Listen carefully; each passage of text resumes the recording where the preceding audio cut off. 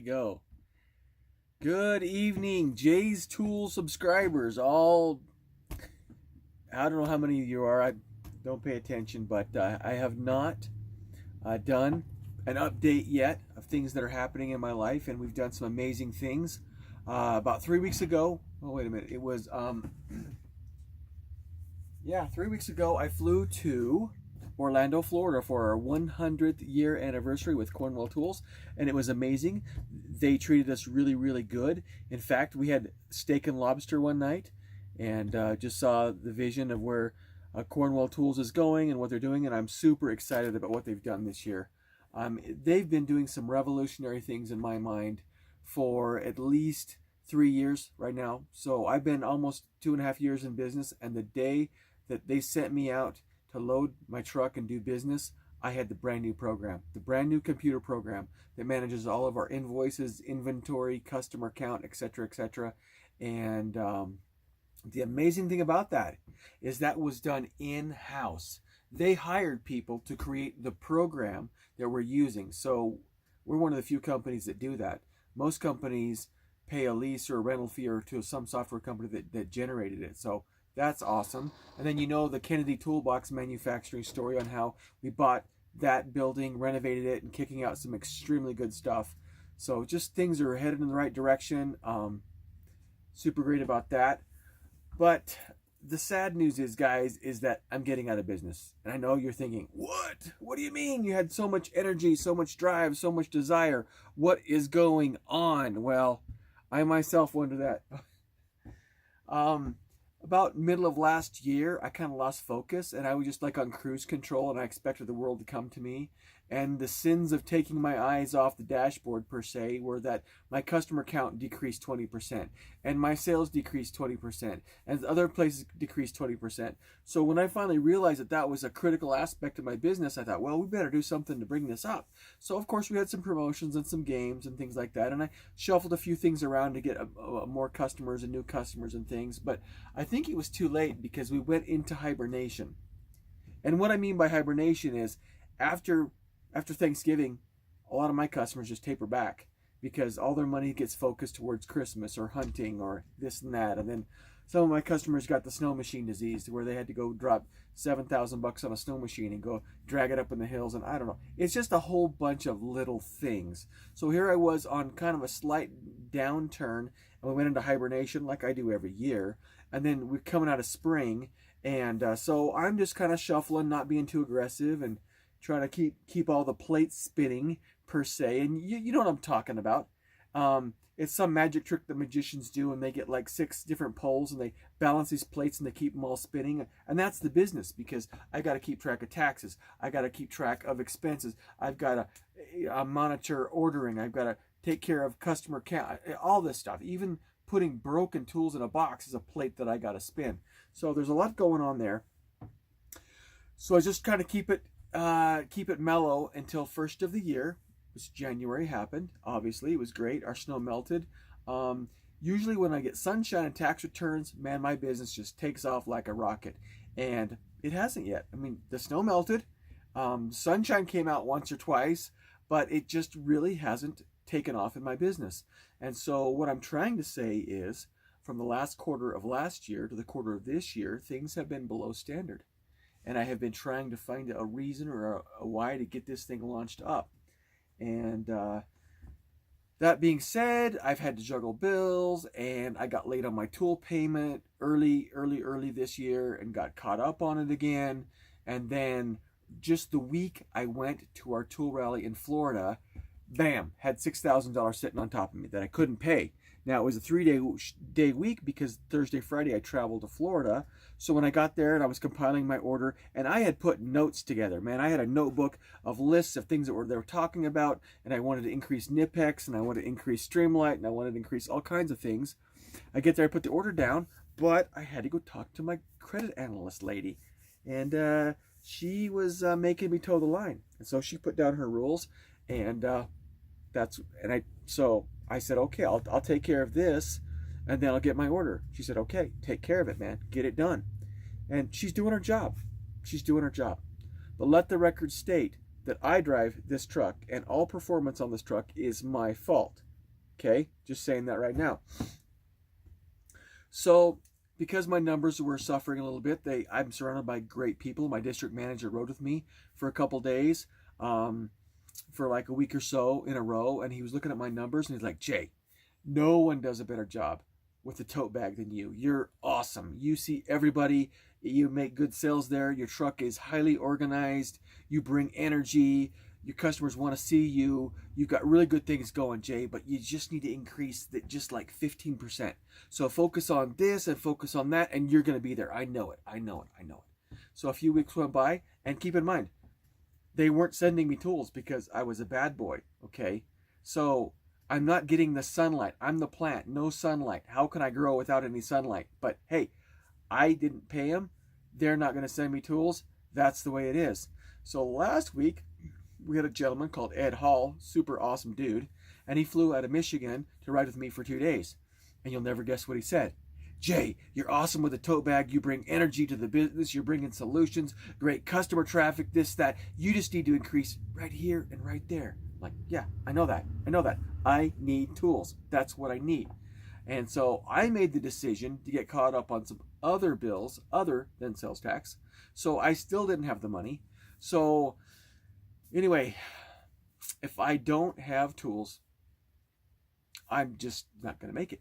And so my inventory's gone down. In fact, I don't know, this isn't really a fair evaluation, because since I've made the decision to get out of the business on Monday, I've been boxing things up because I still owe Cornwell a chunk of money, and if I return the tools, that bill goes to zero. And it was one of the hardest decisions I've ever made in my life, and this week has been absolutely rough. But I mean, the truck looks horrible.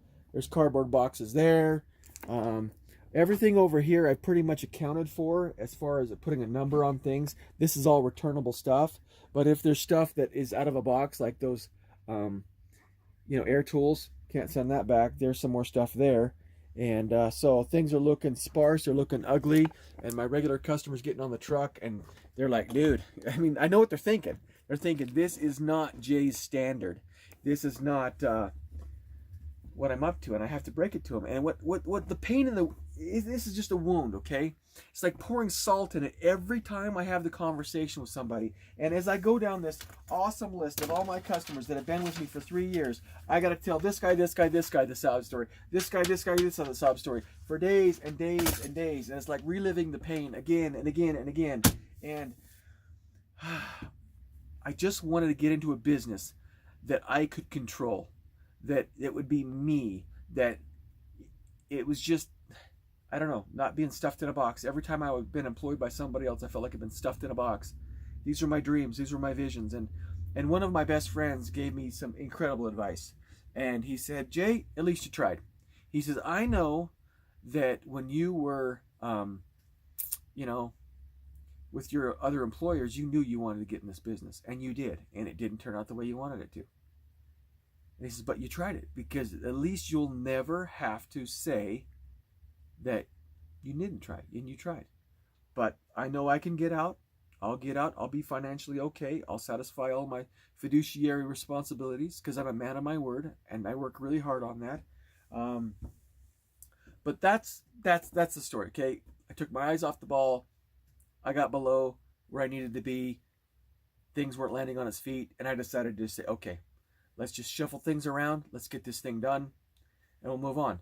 Now, the good thing is I've had one incredible job interview with a very, very renowned shipping company per se, who pays extremely well. I'll give you a clue. There's Brown Trucks are involved. And they need a guy to fix trucks, and I got that on my resume. And then there's a county job here. The pay isn't great. Benefits are incredible. And they need me to, they're looking for, in fact, there's a $500 sign-on bonus to work for them. And I threw my hat in the ring on that. And then I have resumes on other sales jobs, because I would like to sell like Caterpillar equipment, John Deere equipment. I mean, really, with my experience in mechanical and in sales, I think I'm poised and positioned to take advantage of some really good stuff. So looking forward to that, and I got a bright future. I'm excited to see what happens next week. It's going to be cool. But what I want to do is let you know about the tool business, okay? And I think these are some deficiencies that I encountered. The younger customers that I have, age 25 and below, they're all about Harbor Freight. They're all about Amazon because they don't understand the power of having a handmade tool and the quality of a handmade tool. It takes 12 people to make this one. Yeah, I know it says 159 bucks. And I know you can go to Checker, AutoZone, whatever, and you can get something, but this was built. The quality is exceptional. And I tell you what, once you use this, it's comfortable and it becomes your go-to and your favorite, and you can count on it. And if it's got problems, the truck comes by, we put new guts in it, it's there. I mean, for life. It's one of the best investments you can make. And if you put this away every single night and not loan it to your buddies, you're always going to have it. So the value is there, the quality is there, and of course you can take payments on it too. So there's conveniences and service that we can bring to the table on it. What else is out there? So they're not buying as much. The internet cuts into sales because the tool business today is a little bit different than it was 15 years ago. And I was talking to a former Snap-on dealer about it, and he's like, yeah, it's changed. And you know what? That's where I take ownership. I should have adjusted and adapted. I had a roadmap that was about 15 years old to how this business was going to work, and I was in the wrong city with the wrong map. I didn't pay attention to this because there are dealers undeniably killing it out there. They're making way good money. And I think in order to be a really good dealer, it takes a lot of money, but you better have it on your side of the fence. Having 8 million loans out there to pay for your business, it can be done, but it makes it more restrictive. And I think that's kind of my fault too. I don't have a big bankroll. In fact, this week, I paid off a $30,000 loan. Super happy. And you know what? I could renew that loan and give all that money to Cornwell and stock this truck back up again. But I didn't get in this business to take 3 steps forward and 5 steps back. You know, I want to take more steps forward every day. I want my debt to go down. And that's why I got into life insurance. I am officially licensed in the state of Idaho to sell life insurance, and I'm excited. And the great thing is I've got 30 guys at least of my customers that want me to sit down with them and give them some options and explain things to them, give them some education. And I think that's going to be a great revenue stream for me, regardless of whatever job I get into. So that's super awesome. The tool business is incredible, and I don't want to, diminish the fact or have people not look into the business. A business is a business, and I don't care if you're selling balloons or hot dogs or whatever you're selling. You're still going to have overhead, and you're going to have taxes, and you're going to have loans possibly. I mean, there's things that you've got to budget and keep your eye on. So, tool business is great because of the convenience that the customers perceive it, that they can have what they need. They can make payments on it. They get quality. They get service. They get support. And even today, a customer gave me a cordless tool that needs to get shipped off. And I can take care of that for them. I'm going to support my customers as long as I can. But financially, I could stretch to make it. There's no doubt about it. And I could stretch to make it happen. And I could have this be the reinvention year. And I could say, okay, I'm going to reinvest in my business. I'm going to get into more debt. And I'm going to be super aggressive in finding 30 more people. And it's not like I haven't been doing that. Because I believed with what I had, I could make it happen. And it hasn't happened. So, super, super long week. I was just tore up on Monday. I mean, I was so close to tears, it wasn't even funny. Monday, Tuesday were rough. Wednesday, things started to turn around. Then I got some job interviews, and I'm getting some feedback on some jobs. And so now I'm excited. And I just sat down with my CPA and got my taxes done. And, we're going to get some money back. That's a miracle. And just good things are happening. I'm excited for the future. And a lot of my customers really, really supported me, and they just thanked me so much. They said, you're one of the best tool guys I've ever had, and they're going to miss me. I'm going to miss them. Sometimes you got to change. Sometimes you got to adapt. I don't know. Just that's the way that is. Let's see. It's been a ride. It's been a good ride. It's been a great adventure. And I think I will give you one more Jay's Tools. Maybe I'll show my palette of tools that I'm getting shipped off. This is what I was going to tell you. So my favorite website is tooltrucks.com. And I bought several trucks off those. I bought this truck off it, the one before. Even when I was with Mac Tools, I bought it off tooltrucks.com. And that's another reason why I'm letting go, because this truck is a 2015. It's got 55,000 miles on it, so it's perfect for the market. It hasn't depreciated greatly. Still got a lot of life left in it. And so I put it on tooltrucks.com, and I got a call today from a guy way down in Georgia, and he was like, "Hey, my engine blew up in my truck, and it's 12 years old, 13 years old, and I got to do something."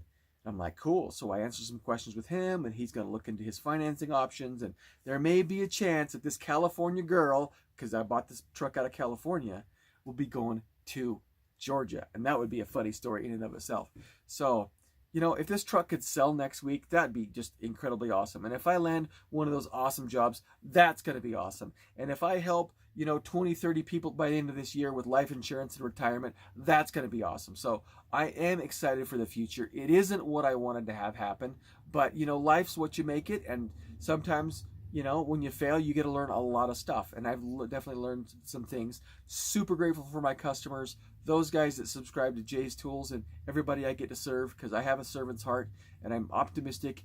But sometimes wisdom is doing what you got to do, because I could use a little fiction and fairy tales and keep pretending to do this and just financially just destroy myself, because I don't know. It is what it is. My best friend started his business last July, and he is still ripping the lid off, and he is still selling large amounts of tools, and I'm really excited for his wonderful career that he's going to have, and super great. Still got friends. Still, life is good. So life's what you make it. Thank you so much for your time, and we'll definitely talk to you later.